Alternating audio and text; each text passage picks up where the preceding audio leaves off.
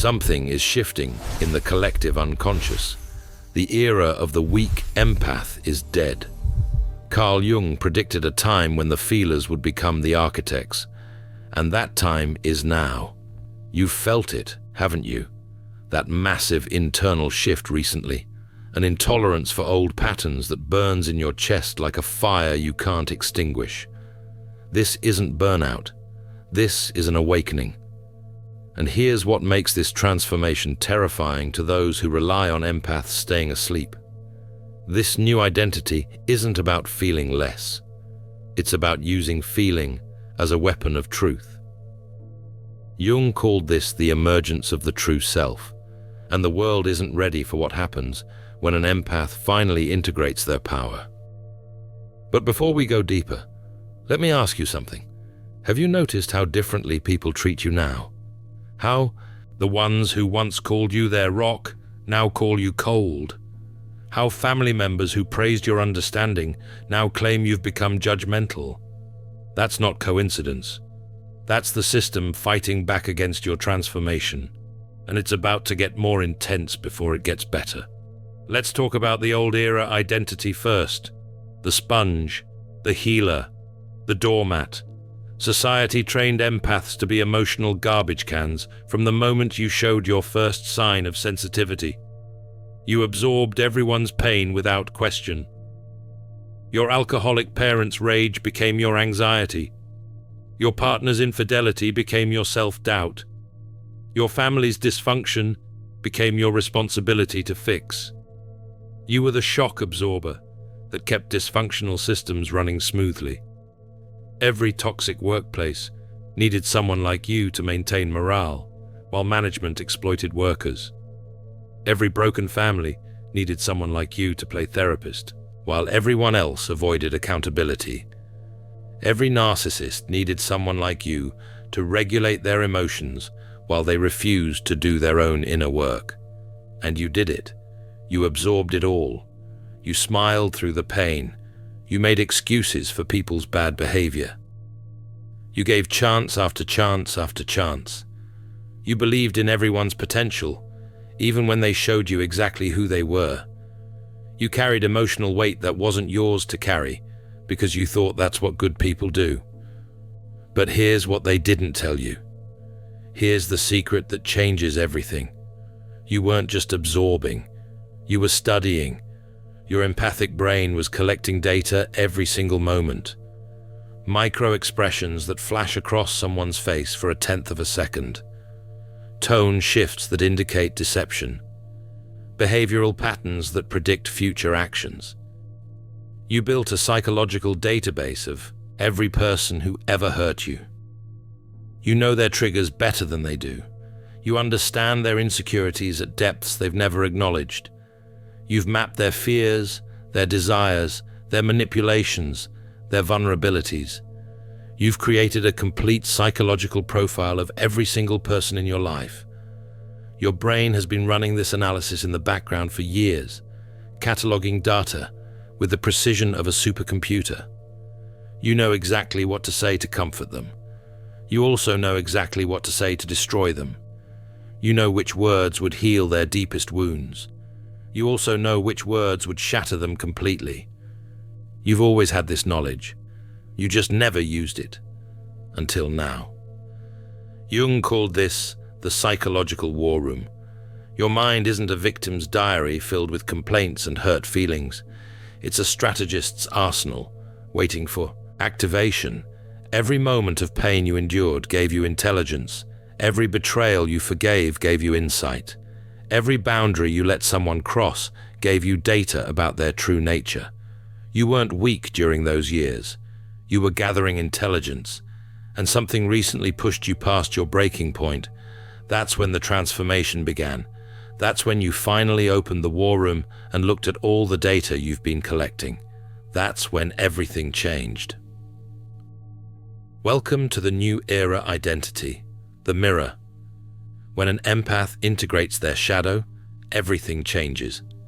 You stop absorbing pain and start reflecting truth.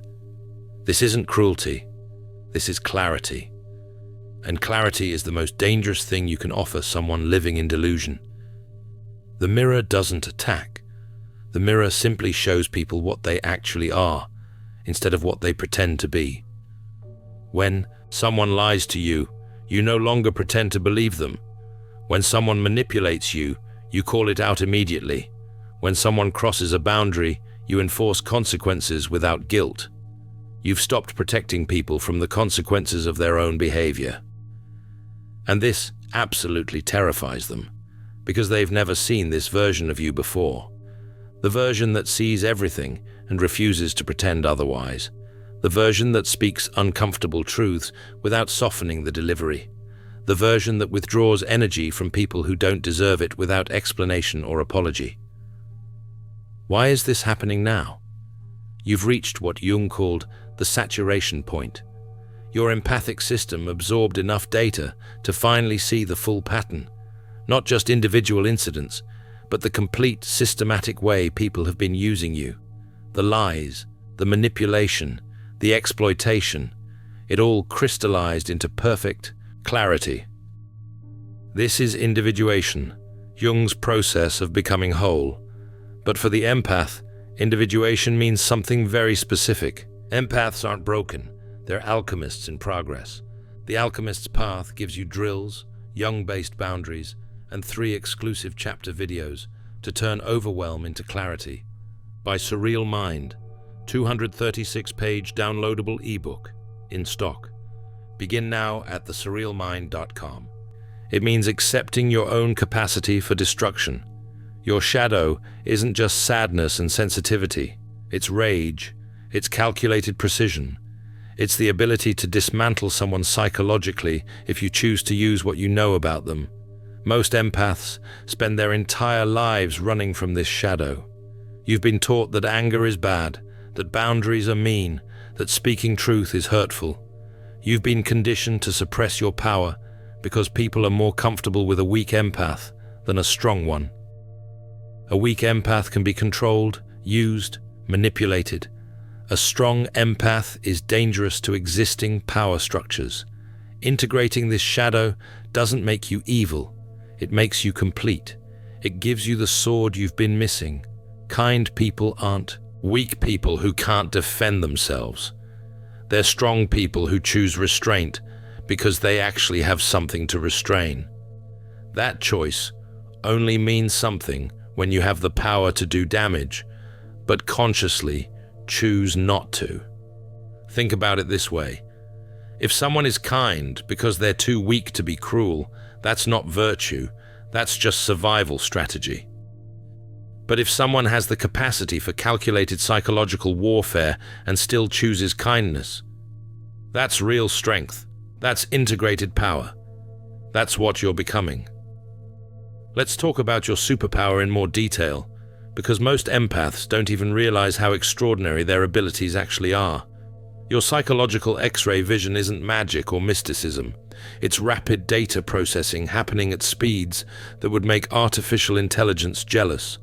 Your brain analyzes thousands of microsignals simultaneously. Pupil dilation that indicates arousal or fear. Breathing patterns that reveal stress or deception.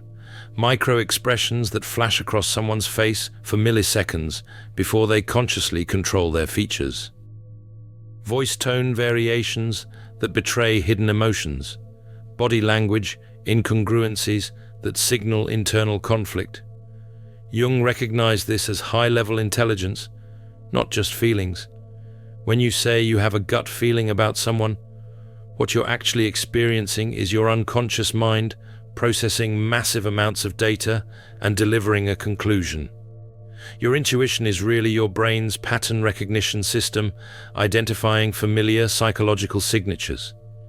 Most people process emotional information slowly and consciously.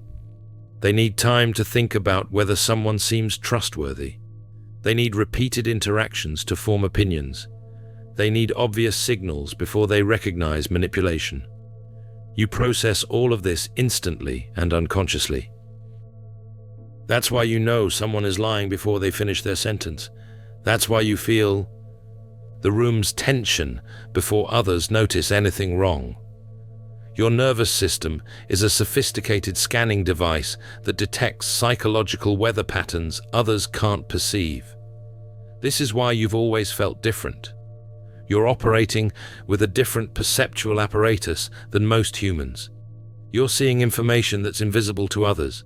And for years, people told you this gift was a problem. Too sensitive, too emotional, too intense. They pathologized your superpower because it made them uncomfortable. Now let's address why people are reacting badly to you lately. When the empath changes, the entire system breaks. You were the load-bearing wall in dysfunctional structures. Remove that wall, and everything collapses into the truth it always was. Jung documented what he called the narcissistic collapse.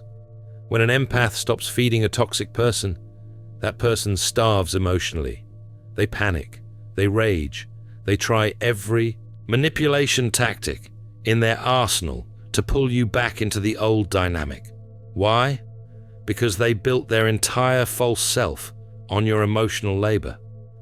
Without you regulating their emotions, validating their delusions, and absorbing their projections, they have to face their own internal emptiness. You're watching this happen in real time. Family members who called you oversensitive suddenly accuse you of being cold and heartless.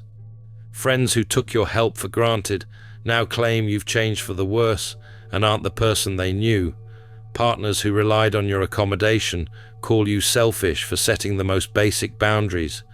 Colleagues who dump their emotional labor on you now say you're not a team player. This is your villain arc, and it's actually a sign of healing, not regression. Jung argued that stepping out of collective unconscious agreements is the first step towards sanity. When everyone around you operates from dysfunction, choosing health looks like rebellion.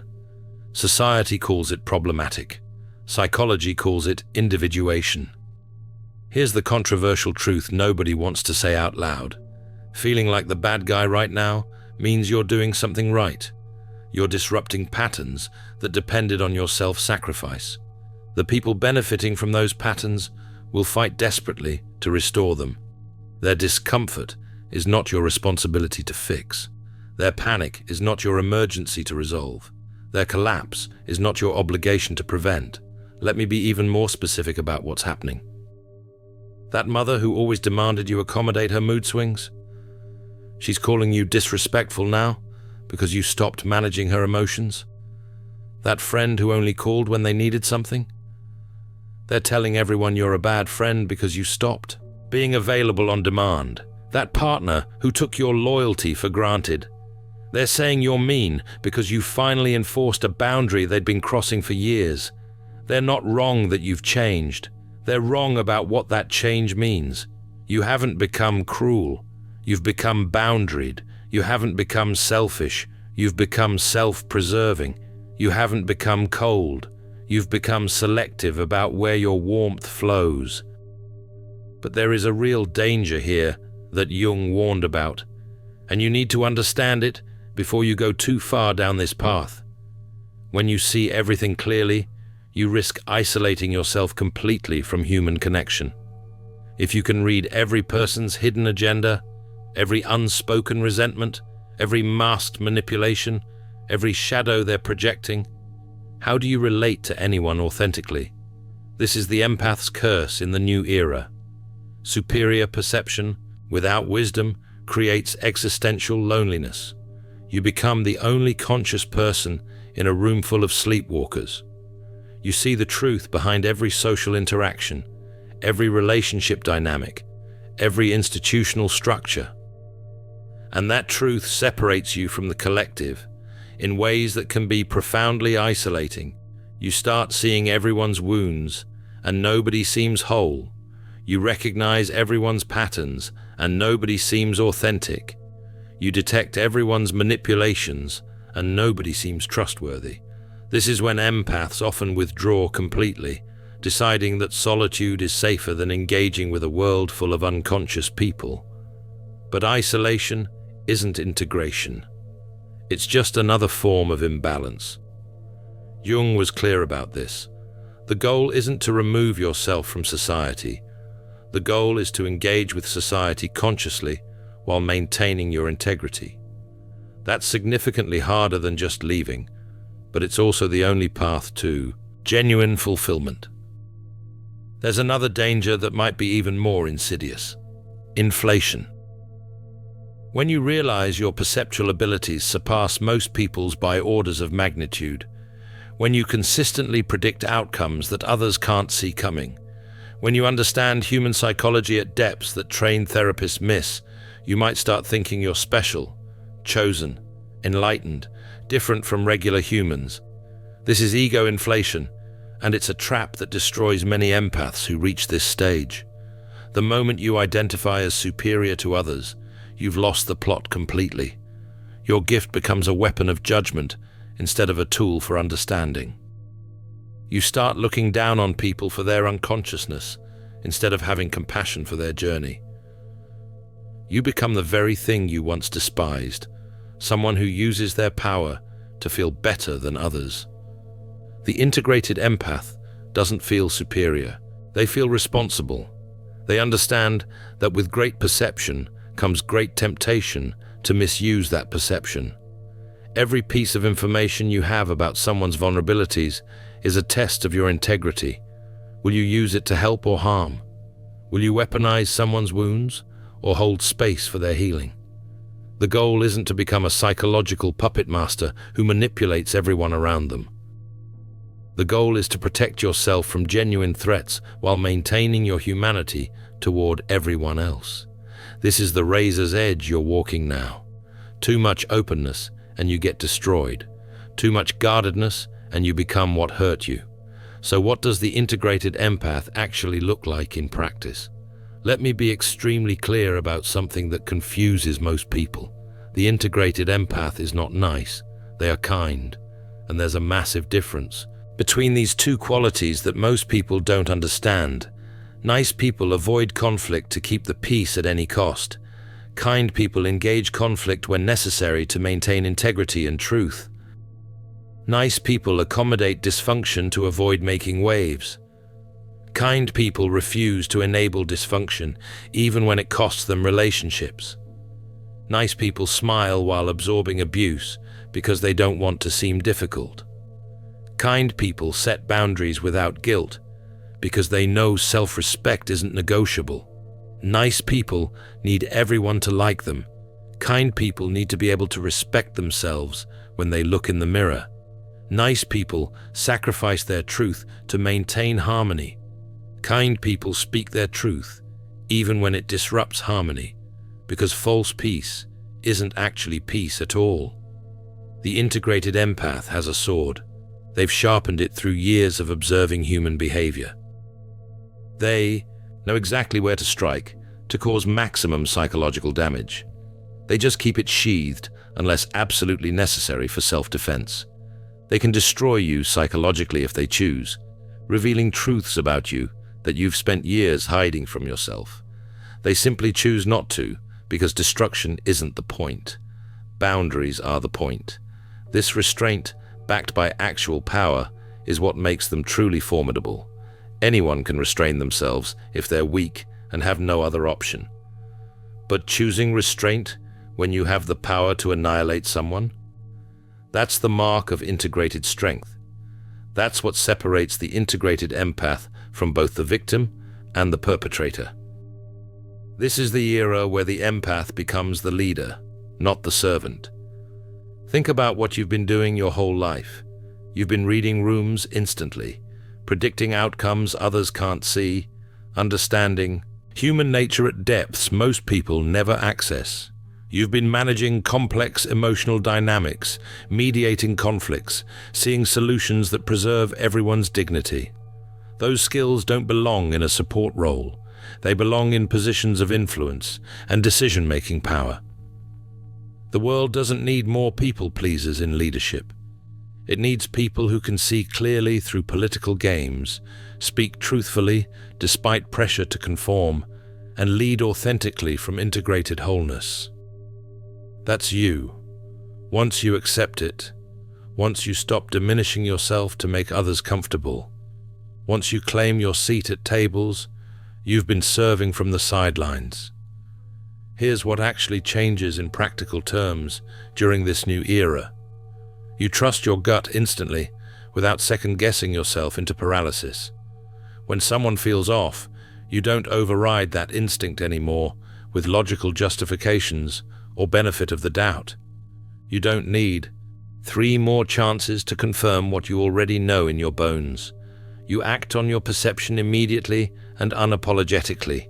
You enforce boundaries without guilt, without explanation, without justification. Someone crosses a line? You don't engage in lengthy discussions about why it bothered you. You don't write paragraphs explaining your feelings. You don't seek their understanding or validation. You simply enforce the consequence and move on with your life. No means no. That's the complete sentence. You choose your energy investments with the discernment of a master investor. Your empathy becomes selective and strategic. Not everyone deserves your emotional labor. Not every wound is yours to heal.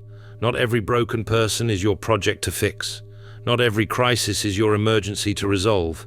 You get to choose where your energy flows, and you choose based on reciprocity, respect, and genuine connection. You stop trying to make people see you accurately. This is huge. You release the exhausting need to correct everyone's misperceptions about you. If they're determined to misunderstand you, that's their limitation, not your responsibility. You exist authentically and let them deal with their distorted perceptions alone. Their narrative about you is their story to carry, not yours to manage. You speak your truth without softening it for comfort. You stop adding qualifiers and apologies to every boundary. You stop prefacing your needs with, "I'm sorry but," or "I don't mean to be difficult." You state what is without cushioning reality for people who should be mature enough to handle it. You let people experience the consequences of their own choices. This might be the hardest part. You stop rescuing people from problems they created. You stop fixing situations that aren't your responsibility to fix. You let the natural consequences play out even when it's painful to watch, because that's how people learn and grow. The final message is this: you have spent your entire life feeling others, absorbing their emotions, processing their trauma, regulating their nervous systems, managing their reactions, protecting their feelings. Now you must feel yourself, your own anger, your own boundaries, your own limits, your own truth, your own power. The world doesn't need you to fix it. That was never your job, no matter what anyone told you.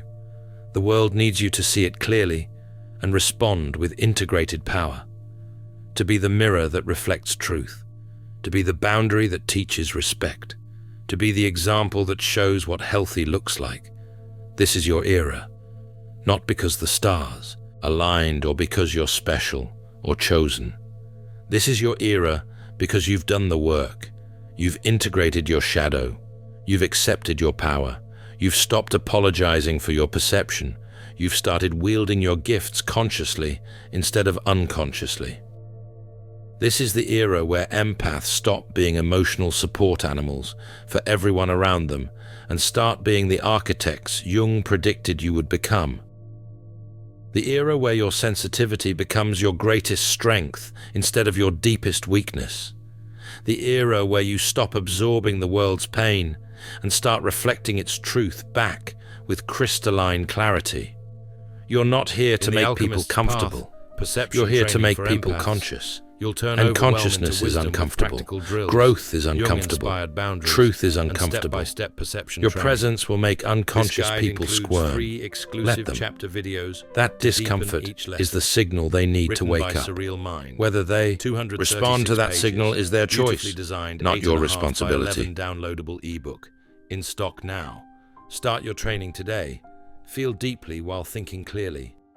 Get the Alchemist's Path at thesurrealmind.com.